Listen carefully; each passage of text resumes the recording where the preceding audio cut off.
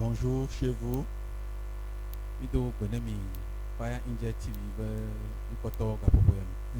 Bienvenue dans notre émission. Une fois encore, vous écoutez la voix de votre serviteur, pasteur Kofi Ousounoupe. Et le frère qui m'interprète, c'est le frère Kwame Ketogo Treve. Et ensemble, on est heureux de vous servir ce matin. Avant toute chose, nous voulons remettre le temps entre les mains de Dieu et demander la bénédiction sur vous, sur votre maison et sur chacun de nous qui est à l'écoute. Nous allons prier. Père Céleste, nous te disons merci pour le temps de ce matin, pour tout ce que tu va nous dire encore. Nous te disons merci pour ta parole qui édifie, qui encourage, qui corrige. Papa, nous te disons merci. Bénis chacun de nous et fais du bien à chacun de nous. Au nom de Jésus. Amen. Dans notre émission de la fois passée, nous avons commencé à parler de la vie éternelle, la vie Zoé. Et nous avons commencé à définir la vie Zoé. La vie spirituelle. Cette vie Zoé que nous avons en Christ. Et avant d'aller plus loin, j'aimerais qu'on puisse lire 2 versets ce matin. Et ces 2 versets vont nous introduire dans le message. Parce que nous allons continuer à parler de la vie Zoé. Pourquoi continuer à parler de la vie Zoé? Parce que elle est très importante. Comprendre cette vie, c'est comprendre comment marcher avec le Christ. Alors, lisons ensemble la parole de Dieu. Jean chapitre 3, verset 36. Il nous dit ceci: celui qui croit au Fils a la vie éternelle. Et celui qui ne croit pas au Fils ne verra point la vie, mais la colère de Dieu demeure sur lui. Et ce verset que nous venons de lire nous dit simplement que celui qui a la foi dans le Fils de Dieu a la vie éternelle. Mais celui qui n'a pas la foi, c'est-à-dire celui qui ne croit pas au Fils de Dieu, ne verra point la vie. Mais ce qui demeure sur sa vie, c'est la colère de Dieu. S'il y a un moyen d'échapper à la colère de Dieu, c'est de venir à Christ. C'est le meilleur moyen pour échapper à l'enfer. C'est de venir à Christ, de le recevoir, de l'accepter, de le confesser, de l'inviter à venir dans notre cœur et à venir dans notre vie. Et si on le fait ainsi, c'est notre vie change. Non seulement aujourd'hui, pas pour demain, mais pour l'éternité. Parce que ce qui est dit dans ce verset, nous devons comprendre cela. Ce verset est simple, mais ça a une compréhension profonde. Celui qui croit au Fils a la vie éternelle. Et le temps même qui est utilisé là-bas, il dit a la vie éternelle. Et avoir la vie éternelle, c'est une certitude. Ce n'est pas que peut-être j'aurai la vie éternelle. Combien de chrétiens pensent peut-être qu'ils auront la vie éternelle? Parce qu'ils pensent que la vie éternelle est basée sur ce qu'ils font. Laisse-moi te dire ce matin que la vie éternelle, c'est un don gratuit. Plus tard, je vais parler de cela. C'est un don gratuit. Cela ne vient pas de toi, mais cela vient de Dieu. C'est un don qui te donne. C'est un don gratuit. C'est un don gratuit. La vie éternelle. C'est pourquoi c'est par la foi que nous acceptons Christ. Et on a la vie éternelle. Et on a vu cette vie spirituelle, cette vie sauvée. On l'a. En croyant au Fils de Dieu. Et Jean 5, verset 24 nous dira: en vérité, je vous le dis, celui qui écoute ma parole et qui croit en celui qui m'a envoyé a la vie éternelle et ne vient point en jugement, mais il est passé de la mort à la vie. Alléluia. Amen. Alléluia. Amen. Il dit en vérité, je vous le dis. C'est à prendre en considération. Ça qui dit en vérité, ça nous interpelle. Ce qui suit doit nous interpeller. Et ce qui doit nous interpeller, Jésus le dit encore. C'est celui qui écoute ma parole et qui croit en celui qui m'a envoyé. Lorsqu'on accepte la parole de Dieu, et on mélange la foi avec cette parole, et on croit que Dieu a envoyé son Fils dans ce monde, pas pour juger le monde, mais pour sauver le monde. Et on met notre foi là-dedans, on a la vie éternelle. Et j'aime une fois encore le verbe qui est utilisé ici. À la vie éternelle. C'est le verbe avoir au présent de l'indicatif. Ce n'est pas qui aura la vie éternelle. Combien de chrétiens vivent pensant qu'ils auront un jour la vie éternelle? Non, nous avons la vie de Dieu en nous. J'ai la vie de Dieu en moi. Tu as la vie de Dieu en toi. Si tu crois en Christ, et si tu l'as reçu, mon frère, ma soeur, tu as la vie éternelle en toi.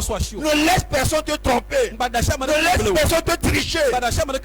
Parce que tu as la vie éternelle. Si tu as Jésus, si tu crois en Jésus, tu as la vie éternelle. Alléluia. Amen. Il dit en vérité, je vous le dis, celui qui écoute ma parole et qui croit celui qui m'a envoyé a la vie éternelle et ne vient point en jugement, mais il est passé de la mort à la vie. Laissez-moi vous dire que lorsque tu acceptes Jésus et que tu es devenu enfant de Dieu, tu ne passeras plus au jugement. Le jugement dernier ne sera pas ta part. Combien de chrétiens vivent à penser qu'ils iront au dernier jugement? C'est au dernier jugement que leur sang sera arrêté. Et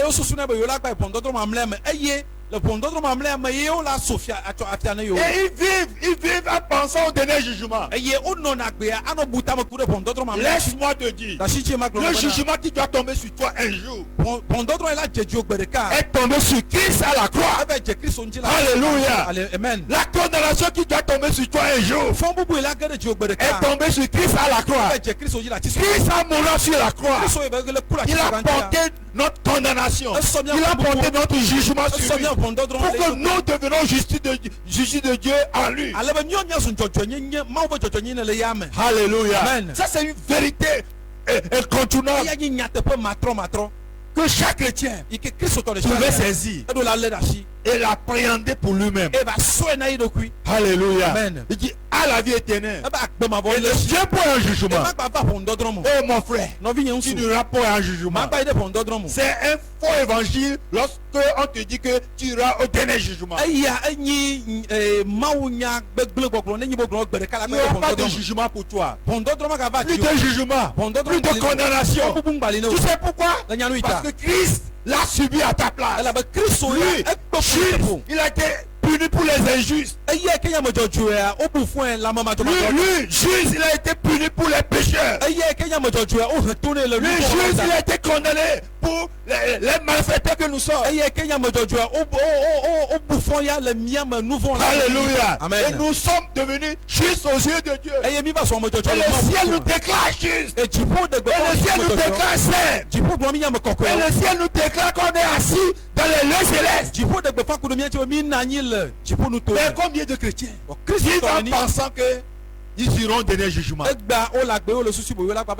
n'y aura plus de jugement pour toi. Mon frère, ma soeur. C'est ce que la parole de Dieu dit. Il n'y a plus de condamnation pour ceux qui sont en Christ. Romains chapitre 8 verset 1. Il n'y a plus de condamnation. Il n'y a plus de condamnation pour ceux qui sont en Christ. Plus de condamnation, plus de jugement. Tu ne vas plus en enfer. Pourquoi? Parce que Christ a subi ta condamnation. Alléluia. Amen. Alléluia. Amen. Alléluia. Amen. Ça c'est une grande vérité ce matin. Et nous allons continuer à définir ce que c'est que la vie éternelle. Et la vie, lorsque nous parlons de la vie éternelle, la vie Zoé, cela porte plusieurs noms. Et nous allons vous donner ces noms-là. Et lorsque nous parlons de la vie Zoé, nous parlons d'une vie de sanctification. Nous aurons à définir tous ces mots-là. Ce que c'est qu'une vie de sanctification. On va en venir. Mais notez seulement que lorsque nous parlons de la vie Zoé, la vie de Dieu, c'est une vie de sanctification. Lorsque nous parlons de la vie Zoé, la vie de Dieu, nous parlons d'une vie abondante. Lorsque nous parlons de la vie Zoé, la vie de Dieu, nous parlons d'une vie remplie de l'esprit. Lorsque nous parlons de la vie Zoé, la vie de Dieu, nous parlons de la marche par l'esprit. Lorsque nous parlons de la vie Zoé, la vie de Dieu, nous parlons de la marche dans la communion avec Dieu.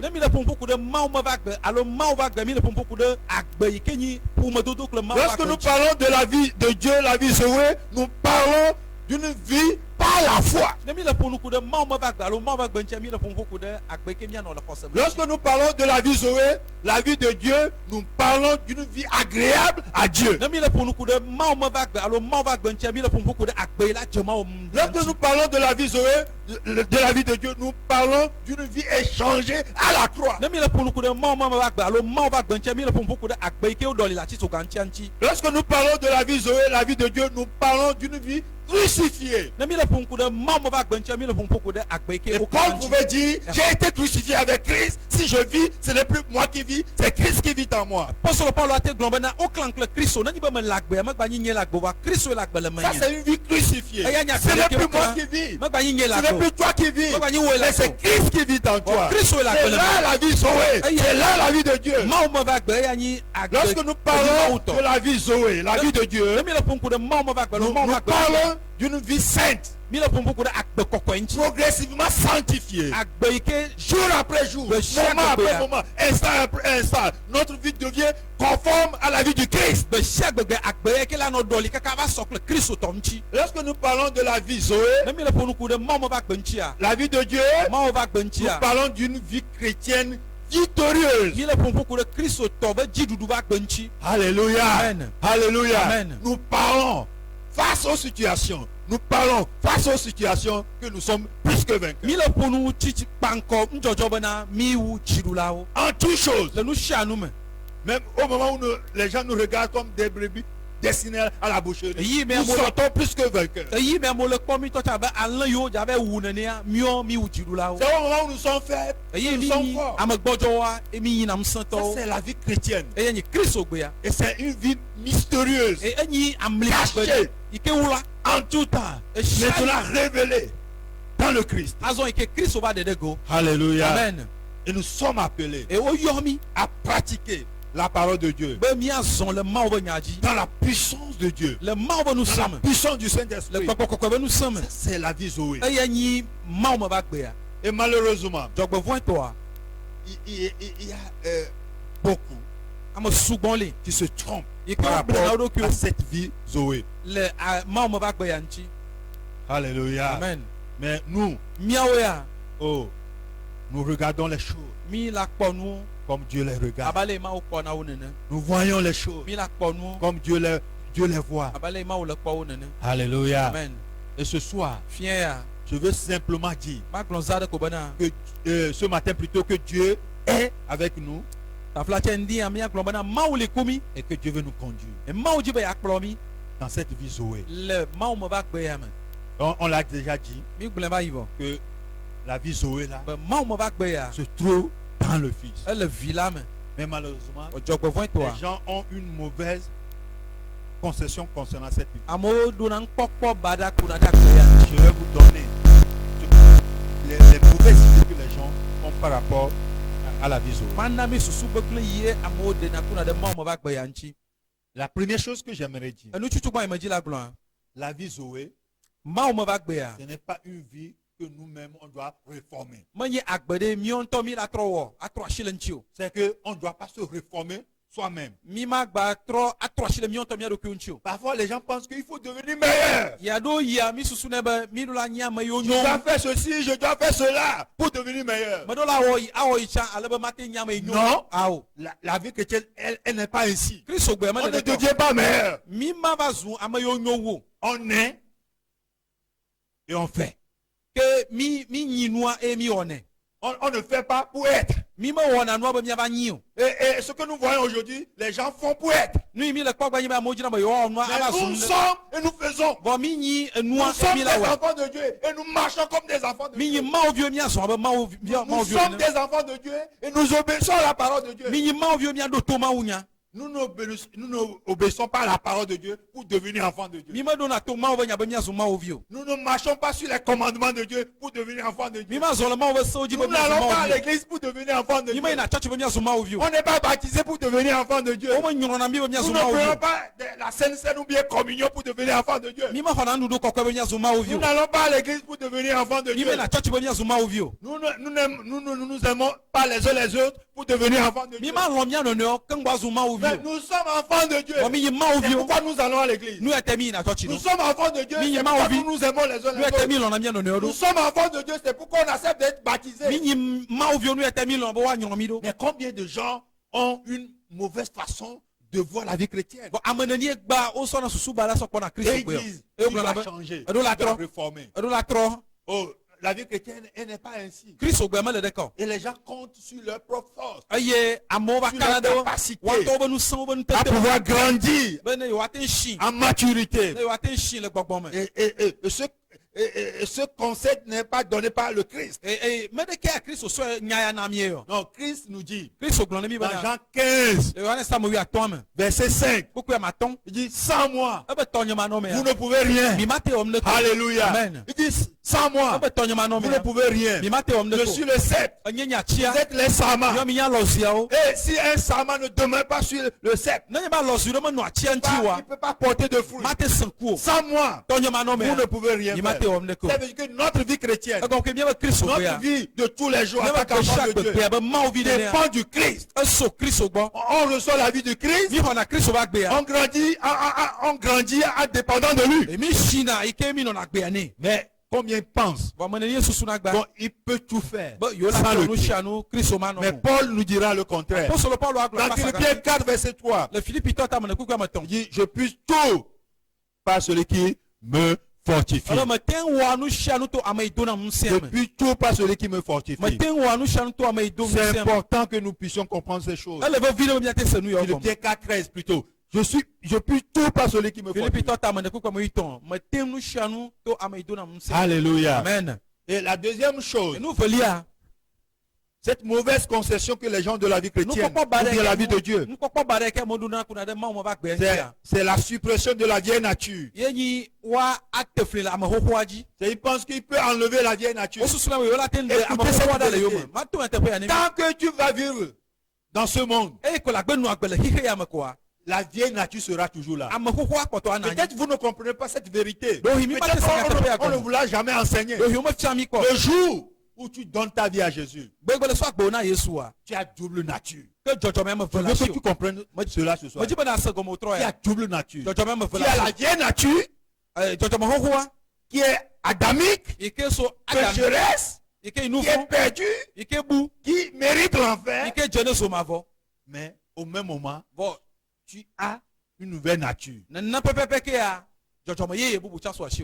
qui est la nature de Dieu, la nature du Christ, qui est le Saint-Esprit, qui est la vie de Dieu, qui est en toi. Maintenant, en tant que chrétien, tu as cette double nature en toi. Et tu dois vivre avec cette double nature-là. Il ne faut pas qu'on te trompe. Tu as cette double nature-là. C'est pourquoi quelque part on dit que le chrétien est schizophrène. Il est schizophrène quelque part. Il y a l'ancienne nature et il y a la nouvelle nature. Mais il y a certaines personnes qui pensent qu'il faut supprimer l'ancienne nature. Il faut la déraciner. Il faut la détruire complètement. C'est impossible. Même après 50 ans, même après 100 ans de conversion, ta vieille nature sera là.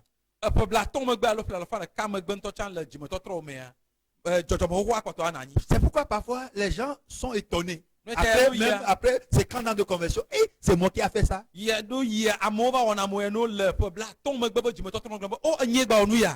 c'est toi qui l'as fait. Pourquoi? Parce qu'il y a la vieille nature. Et lorsque nous ne comprenons pas cette vérité, parfois ça amène le découragement. On est découragé. Oh, c'est moi, j'ai fait ceci. Oh, ça veut dire que je ne suis pas converti. Non, tu es converti. C'est que tu as donné l'accès à l'ancienne nature qui prend le dessus sur la nouvelle nature. Mais nous devons jour après jour marcher par le Saint-Esprit en nous soumettant à la parole de Dieu et nous aurons la victoire sur la vieille nature. Et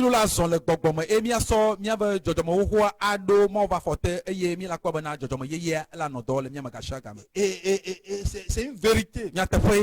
Et Paul dit dans Philippiens 1 verset 6, je suis persuadé que celui qui a commencé en vous cette bonne œuvre la rendra parfaite pour le jour de Jésus-Christ. C'est pas vous qui a commencé, c'est lui qui l'a commencé.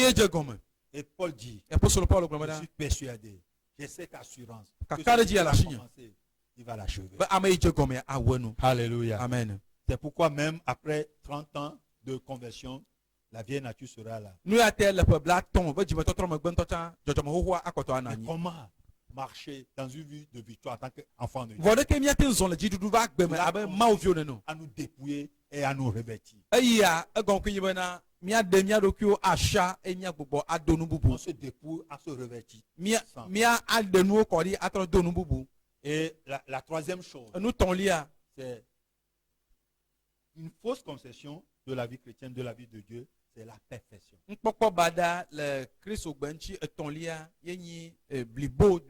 gens pensent qu'ils sont parfaits dans leur expérience. Non, tu n'es pas parfait dans ton expérience. Tu es parfait dans ta position. Tu tends vers la perfection. Dans ton expérience de tous les jours. Tu tends vers la perfection. Mais dans ta position, tu es parfait. Tu es parfait. Mais dans ta vie de tous les jours, tu tends vers la perfection. Que Dieu nous aide à nous tendre vers la perfection. Ce que nous sommes, qu'on le manifeste jour après jour. C'est là même la vie chrétienne. C'est là même la vie Zoé. Une autre fausse conception de la vie Zoé. Les gens on doit se crucifier soi-même. Et mourir en soi. Et ça semble être une vérité biblique. Mais c'est aussi faux. Ce n'est pas nous-mêmes qui doit nous crucifier. Nous acceptons d'aller à la croix et de mourir avec Christ. Ça, c'est autre chose. C'est autre chose. Je l'ai déjà dit, Paul dit, il a été crucifié avec Christ. Galates 2, verset 20. Il a été crucifié avec Christ. Ce n'est plus moi qui vis. C'est Christ qui vit en moi. Et la cinquième fausse conception, c'est le légalisme. Oh là, c'est plein dans les églises aujourd'hui. Le légalisme. Ça tue. Ça tue les gens. Oh, on pense qu'on doit faire ceci. Non, ça, ce n'est même pas le cœur de Dieu. Le cœur de Dieu, c'est autre chose. Oh, que Dieu nous aide. Qu'on puisse arriver à connaître son cœur. À connaître ça. Alléluia. Amen. Colossiens 2, verset 16 à 23. On va le lire. Que personne donc ne vous juge au sujet du manger ou du boire. Ou au sujet d'une fête, d'une nouvelle lune ou des sabbats. Que personne ne vous juge au sujet du manger ou du boire. Ou au sujet d'une fête, d'une nouvelle lune ou des sabbats. C'est l'homme des choses à venir. Mais le corps est en Christ. C'est l'homme des choses à venir. Ne fais pas ceci, ne tue pas ceci. Tu dois respecter ceci. Tu ne dois pas manger ceci. Tu devras boire ceci. Ça, c'est l'homme des choses à venir. Mais la réalité est en Christ.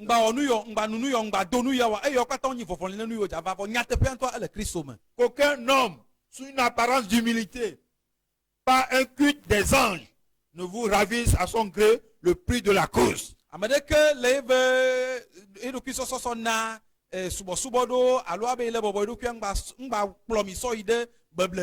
Tandis qu'il s'abandonne à ses visions, qui est enflé d'un vain orgueil par ses pensées charnelles. Sans s'attacher au chef, dont tout le corps assisté seulement assemblé par des jonctures et des liens, tire son accroissement que Dieu donne.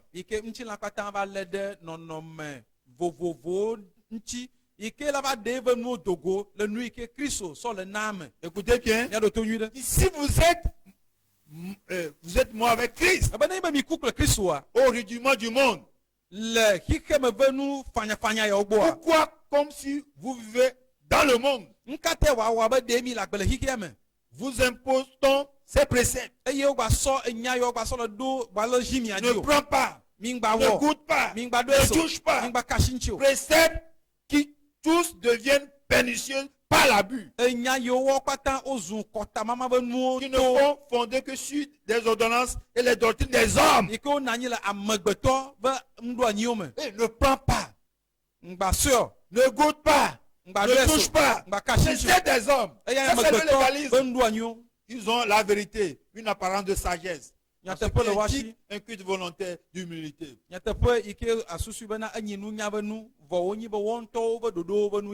Le mépris du corps. Ils sont sans aucun mérite et contribuent à la satisfaction de la chair. Et je veux simplement dire que la meilleure chose à faire, qui est la vie Zoé. Et je vais dire cela pour terminer. De laisser Dieu faire. Dieu a commencé. Il va continuer. Il va l'achever. Alléluia. Amen. Dieu a commencé. Il va continuer. Il va l'achever.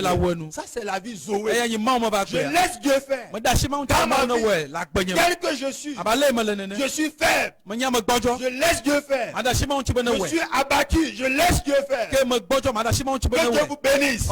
Et que Dieu vous fortifie.